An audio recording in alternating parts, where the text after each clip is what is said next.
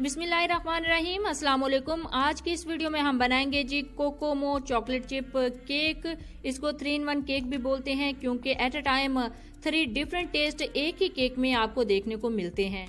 Kokomo और chocolate chips आजकल बच्चों की बहुत ज्यादा फेवरेट है, तो इसी वजह से हमने सोचा कि उन दोनों चीजों को एक ही केक के अंदर कन्वर्ट कर दिया जाए। बच्चों की favourite Kokomo chocolate chip cake बनाने के लिए जो चीज़ें आपको चाहिए होंगी, सबसे पहले आप वो नोट कर लें। इसके लिए बहुत कम इंग्रेडिएंट चाहिए। इसमें सबसे पहले जो चीज़ आपको चाहिए वो 3 अदद अंडे मैंने लिए हैं, इनको एक बाउल में डाल लिया है और इसके साथ 1 कप से थोड़ा सा कम कुकिंग ऑयल, कोई भी वेजिटेबल आप यूज़ कर सकते हैं। 1 कप मैदा है, 1 कप मैदा आपने लेवल लेना है। आप देख लें कि कितना मैंने मैदा की क्वांटिटी रखी है।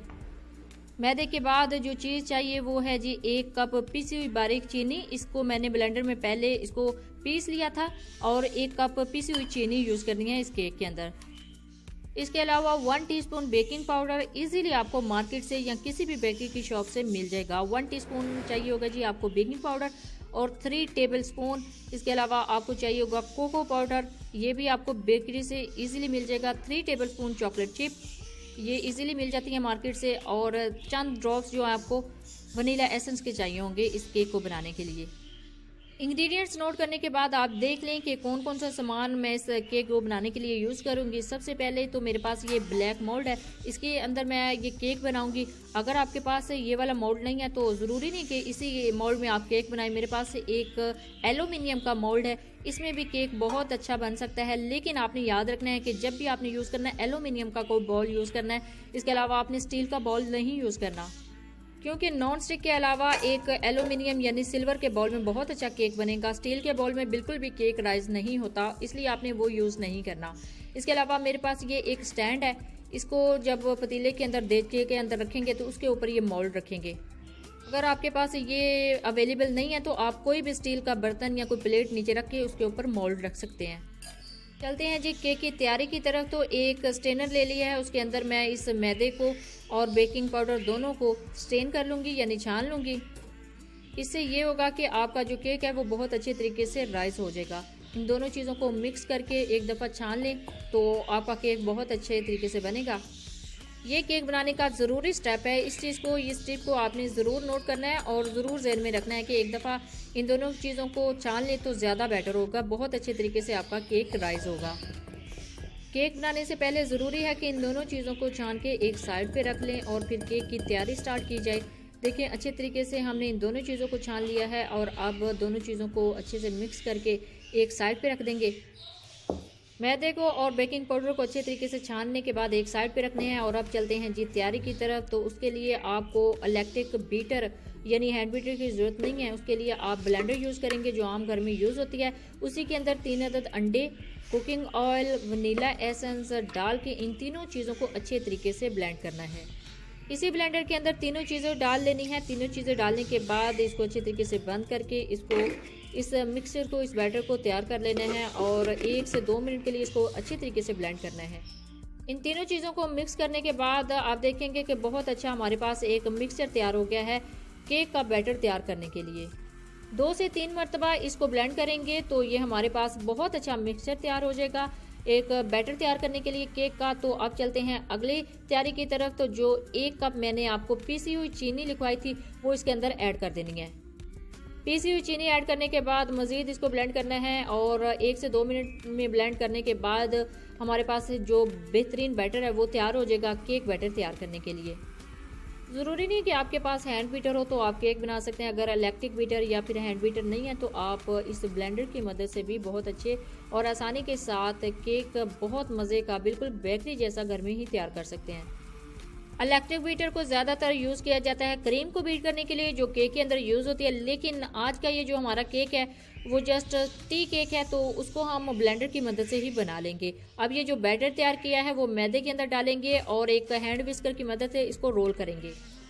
मैं आहिस्ता आहिस्ता करके इसके अंदर ऐड करूँगी बैटर और इसको ब्लेंड करूँगी ताकि इसके अंदर जो लम्स हैं वो ना बने। लम्स यानी गुठलियाँ अगर बन जाएंगी तो आपका केक अच्छा नहीं बनेगा। उसको प्रोफेशनल तरीके से बनाने के लिए ब्लेंडिंग बहुत अच्छी है, इसको अच्छे तरीके से आपने ब्लेंड करना है। और अब 1 मरतबा मैंने पहले ऐड किया था, अब बैटर दूसरी मरतबा इसके अंदर ऐड कर रही हूँ। जितनी अच्छी आपकी ब्लेंडिंग होगी उतना अच्छा आपका केक राइज होगा, यानी प्रोफेशनल बाजार जैसा केक आपका बनेगा। तो उसके लिए आपको ब्लेंडिंग जो है वो बिल्कुल परफेक्ट करनी है। तो मैंने 1 से 2 मिनट में इसकी अच्छी ब्लेंडिंग की है, तो मेरा जो बैटर है वो बड़ा अच्छे तरीके से मिक्स हो गया और ब्लेंड हो गया है। हैंड विस्कर के साथ मैंने 1 से 2 मिनट इसको ब्लेंड किया है और अब इसको अच्छे तरीके से फोल्ड करके देख लूँगी कि इसके अंदर कोई लम्स रह तो नहीं गया। इसको स्पैचुला की मदद से फोल्ड करना है। फोल्ड करेंगे तो आपका जो केक है वो मज़ीद अच्छा बनेगा। और फोल्ड करते हुए एक चीज़ आपने ज़हन में रखनी है कि ये एक साइड पे आप फोल्ड करेंगे, इसको दोनों साइड पे फोल्ड नहीं करना है। इस सारे मिक्सचर को अच्छे तरीके से फोल्ड करने के बाद 3 अदद टी कप्स में इसको डिवाइड करना है। डिवाइड करके इसके अंदर जो कोको पाउडर है जितनी क्वांटिटी में डालना है वो इसके अंदर ऐड करेंगे। ये मेरे पास नॉर्मल टी कप्स हैं जो आम घरों में यूज़ होते हैं और इसी हिसाब से हमने तीनों कप्स में इक्वल सारा बैटर डाल देना है।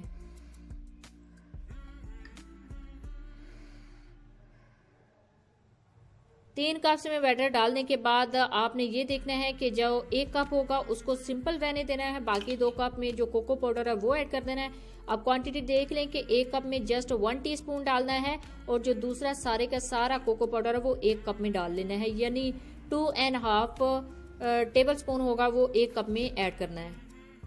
1 कप में कोको पाउडर थोड़ा कम रखना है क्योंकि वो लेयर हमें थोड़ी लाइट ब्राउन चाहिए। बाकी जो 1 कप है उसमें ज़्यादा तेज़ कर देना है आपने जो कोको पाउडर है, क्योंकि ये जो लेयर है वो हमें डार्क ब्राउन चाहिए, यानी जिस तरह ब्राउनीज होती है उस शेप में चाहिए। तो उसके लिए हमें कोको पाउडर ज़्यादा यूज़ करना पड़ेगा। इन दोनों कप्स को अच्छे तरीके से मिक्स करने के बाद एक साइड पे 5 मिनट के लिए रख लें, क्योंकि इनका जो कलर है वो बहुत अच्छे तरीके से 5 मिनट में ही आ जाएगा। अब चलते हैं मोल्ड की तैयारी की तरफ। तो मोल्ड में हमने ब्रश की मदद से ये ऑयल थोड़ा सा ग्रीस कर लेना है। मोल्ड को ग्रीस करने के बाद इसके अंदर बैटर पेपर जो है वो सेट कर लेना है। अगर आपके पास बैटर पेपर नहीं है तो कोई बात नहीं, आप इसी तरह ऑयल से ग्रीस करने के बाद इसके ऊपर थोड़ा सा मैदा छिड़क देंगे तो वो एक लेयर लग जाएगी। तो उसके ऊपर अगर आप बैटर डालेंगे, केक बनाएंगे तो वो भी आसानी के साथ बाहर निकल आएगा।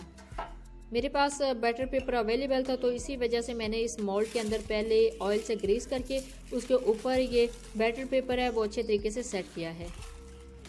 मोल्ड में अच्छे तरीके से बैटर पेपर को सेट करने के बाद वो सारा मेज़ा, वो जो सारा बैटर है केक का 1 बाय 1 इसमें ऐड करेंगे और फिर इसको बेक होने के लिए रख देंगे।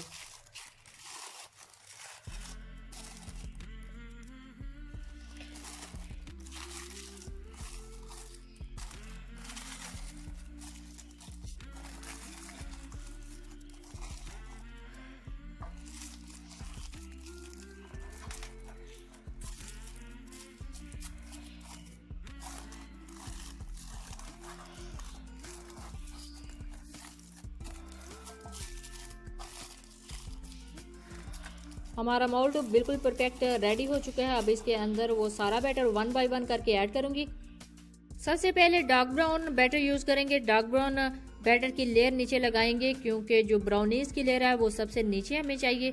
तो जो सबसे नीचे है वो ब्राउनीज की लेयर लगाएंगे। तो इसको ऐड करने का एक ही मेथड है कि दरमियान में आप सारे बैटर को ऐड करेंगे, क्योंकि ये खुद ब खुद स्प्रेड हो जाएगा। अगर आप मोल्ड के मिडल में वो सारा बैटर रखेंगे तो वो अच्छे तरीके से सारे मोल्ड के अंदर स्प्रेड हो जाएगा। इसका बेस्ट वे यही होता है कि इसको मिडल में रखा जाए। अगर आप साइडों पे लगाएंगे तो कहीं से ज़्यादा हो जाएगा और कहीं से कम हो जाएगा। अगर इसी के ऊपर दूसरी लेयर लगाएंगे तो आप देखेंगे कि बहुत अच्छे तरीके से इक्वली पूरे मोल्ड में ये पूरा आ जाएगा।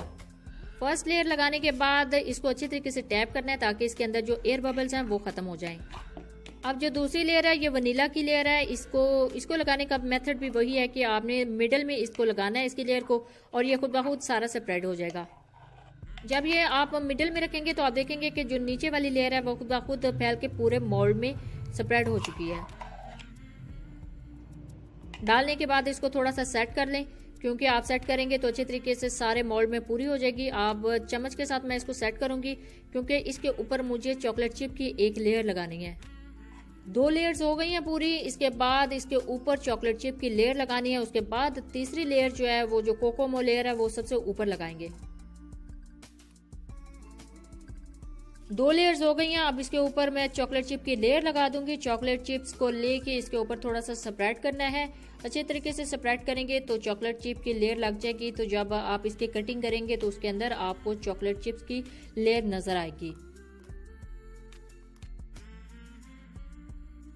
ज़्यादा चॉकलेट चिप्स इसके अंदर लेयर्स लगाने की ज़रूरत नहीं है, क्योंकि इसके अंदर ऑलरेडी चॉकलेट फ्लेवर मौजूद है, यानी कोको पाउडर मौजूद है, तो वो चॉकलेट फ्लेवर आपको मिल जाएगा। तो उसके लिए आप ये जो चॉकलेट चिप है इसकी लेयर थोड़ी कम ही लगाएं।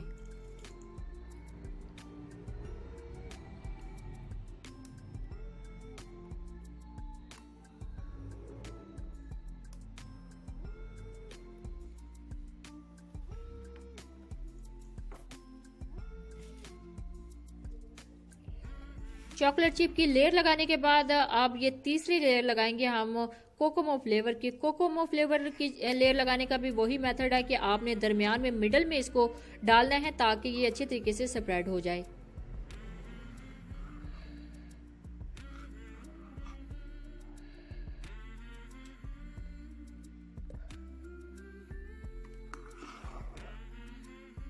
सारा बैटर ऐड करने के बाद अच्छे तरीके से इसको सेट करना है। सेट करने के लिए मैं एक फोक लूंगी, एक फोक की मदद से मैं इसको सेट करूंगी इस पूरे मोल्ड के अंदर। आपने इस पूरी लेयर को अच्छे तरीके से बिछा देना है ताकि नीचे से जो वनीला की लेयर है वो नजर ना आए। फोक की मदद से इस पूरी लेयर को इसके ऊपर सेट करूंगी और आप देखेंगे कि जब ये केक बेक होगा तो सेम टू सेम ऐसे ही लेयर्स आएंगे कटिंग के बाद, जैसी मैंने इसके अंदर अभी लगाई हैं।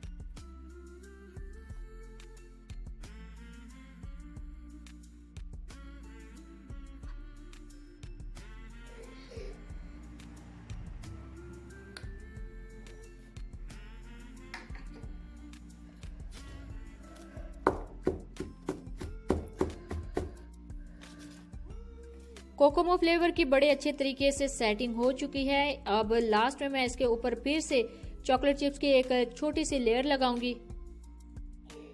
अब इसकी फाइनल लुक आने वाली है। इसके ऊपर थोड़े से चॉकलेट चिप डालने के बाद इसको बेकिंग के लिए रख देना है।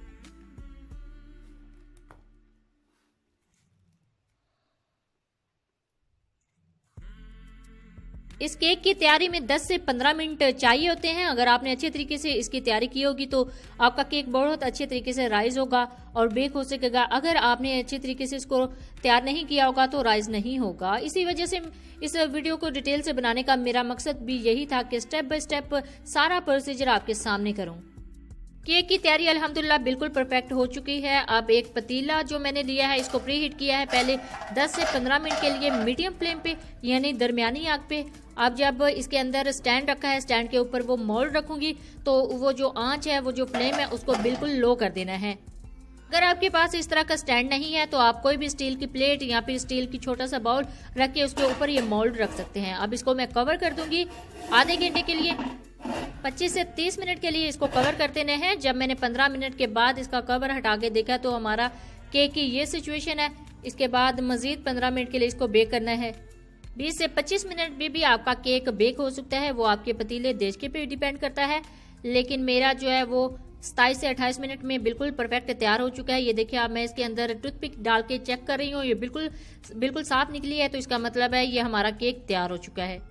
अल्हम्दुलिल्लाह मेरा केक बिल्कुल परफेक्ट तैयार हो चुका है। अब इसको मैंने डिश आउट किया है और डिश आउट करने के बाद अब इसकी कटिंग करूंगी। कटिंग करने के बाद इसको सर्व करेंगे। चाय के साथ आप सर्व कर सकते हैं।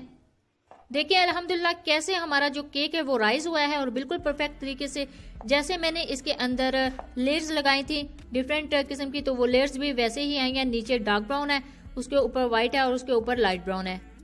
यहाँ पे आपको मजे की बात बता दूं कि ये पाकिस्तान है, तो पाकिस्तान में मोस्टली सर्दियों में लोड शेडिंग कई इलाका जात में होती है। तो अगर आपके भी इलाके में, आपके घर में भी लोड शेडिंग का प्रॉब्लम है तो इसमें आपको ज्यादा तेज गैस की तो जरूरत भी नहीं है। बिल्कुल लो फ्लेम पे ये केक बेक होता है, तो आप लो फ्लेम पे इस केक को बेक कर सकते हैं। अगर आप भी इस तरह का केक ट्राई करेंगे तो अपना फीडबैक नीचे कमेंट सेक्शन में जरूर दीजिएगा और अपनी दुआओं में याद रखिएगा। Thanks for watching.